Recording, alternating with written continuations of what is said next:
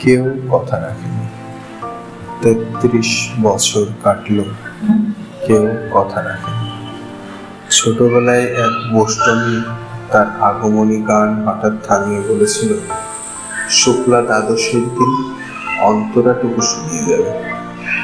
তারপর কত চন্দ্রভোগ আমাবস্যা চলে গেল, কিন্তু সেই বোষ্টমী আর এল না। ২৫ বছর অপেক্ষা করেছি।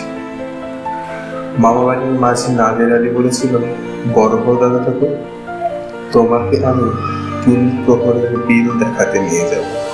সেখানে পদ্ম ফুলের মাথায় সাপ আর ভ্রমর খেলা করে।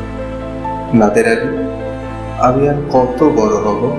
আমার মাথা এ ঘরের ছাদ ঘুরে আকাশ স্পর্শ করলে তারপর তুমি আমায় ৩ প্রহরের বিল দেখাবে? একটাও রয়্যাল গুলি কিনতে পারেনি কখনো। লাঠি লজেন্স দেখিয়ে দেখিয়ে চুষেছে লস্কর বাড়ির ছেলেরা। ভিখারির মতন চৌধুরীদের গেটে দাঁড়িয়ে দেখেছি ভিতরে রাস উৎসব। অবিরল রঙের ধারার মতো সুবর্ণ কঙ্কন করা ফর্সা রমণীরা কত রকম আমোদে এসেছে। আমার দিকে তারা ফিরেও চায়। বাবা আমার কাজ করে বলেছিলেন, দেখিস একদিন আমরা। বাবা এখন অন্ধ। আমাদের দেখা হয়নি কিছু। সেই রয়্যাল গুলি, সেই লাঠি লজেন্স, সেই রাস উৎসব আমাকে কেউ ফিরিয়ে দেবে না।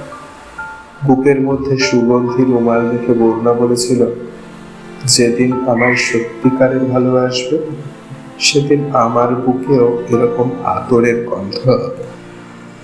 ভালোবাসার জন্য আমি হাতের মুঠোয় প্রাণ নিয়েছি। দুরন্ত ষাঁড়ের চোখে বেঁধেছি লাল কাপড়।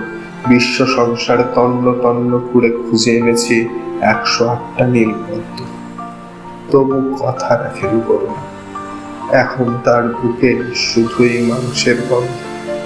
এখনো সে যে কোনো নয়। কেউ কথা রাখেনি।